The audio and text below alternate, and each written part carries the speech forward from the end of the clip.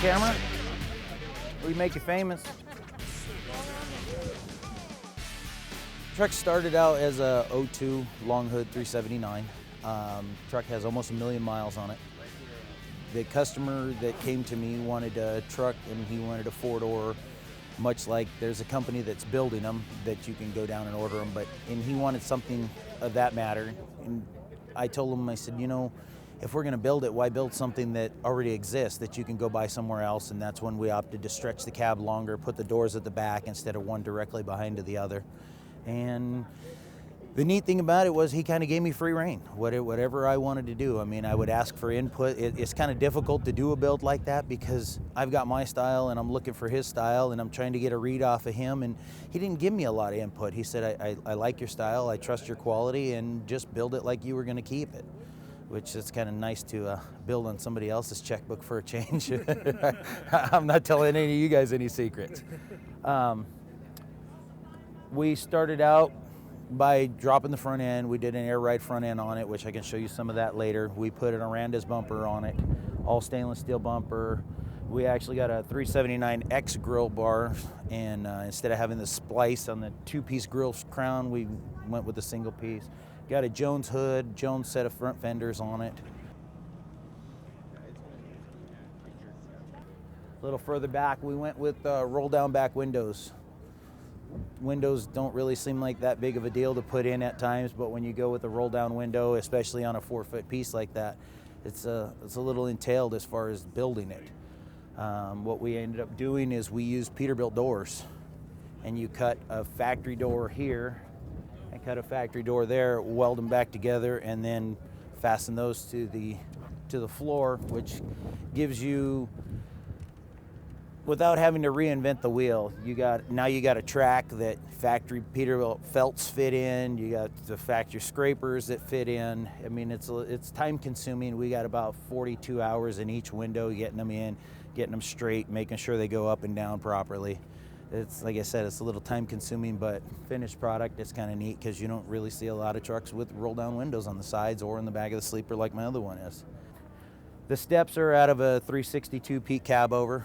We sunk them in from the backside instead of having a lip on the outside, so it kind of keeps a clean flowing line on the truck.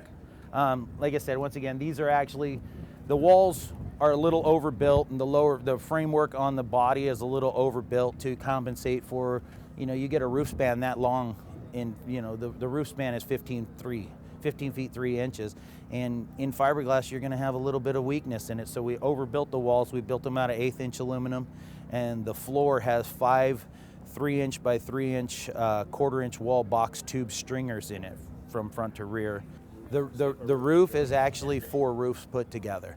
The front part of the roof is a ultra cab, and then it's chopped down 3 inches to get down to the height, and the rear part of the roof is 4 63-inch flat top roofs pieced together and then reglassed in.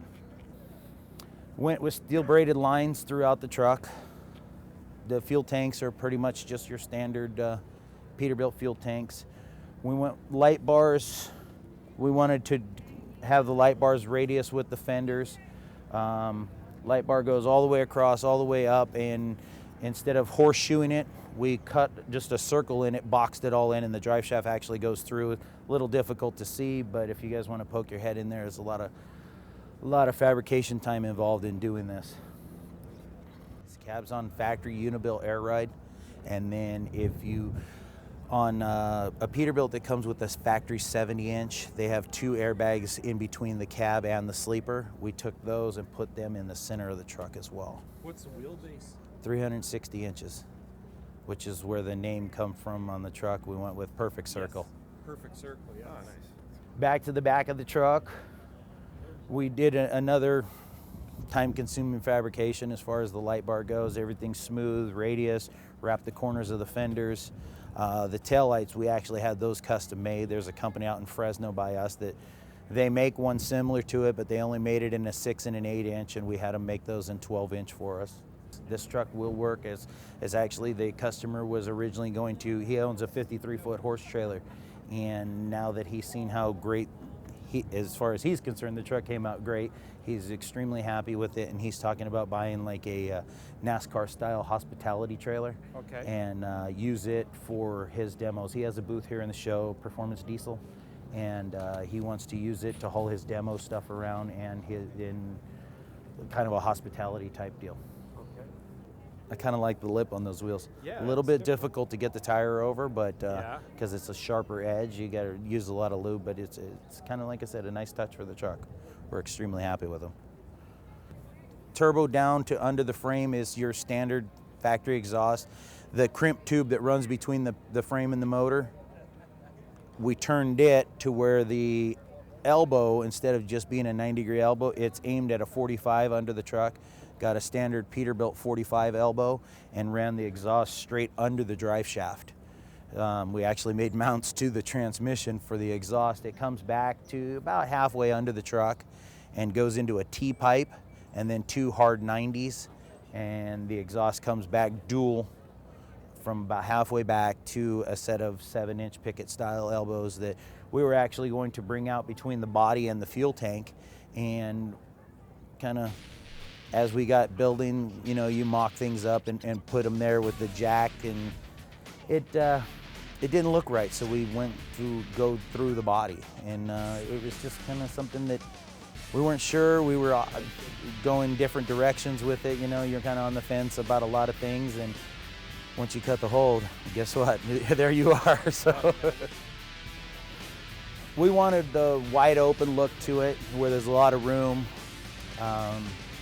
He's not going to use it as a sleeper. It's going to be a more of a day use type truck, you know, where they go to an event and park and go into a hotel rather than sleep in the truck or anything like that. So we made it to where there's seating for a lot of people, but not something that needs to be slept in or have a lot of storage or anything like that. And as far as the dash goes, the dash is actually a factory dash, pulled out, sanded down, painted, and the actual dash panels are dashes that we made. We needed to move a lot of toggle switches to put the stereo down in the dashboard because it's a flip screen DVD, and it usually belongs up in the overhead console. So we moved all the toggle switches on the above and below the gauges. Took several gauges out of the truck that the truck didn't, you don't necessarily have to have. We're able to make the dash panels a little cleaner, a little more tidy, and go that route. Put a billet steering wheel in it, and actually the billet steering wheel came from our competitors, and I actually opted to leave the Outlaw Customs logo in the center of the steering wheel.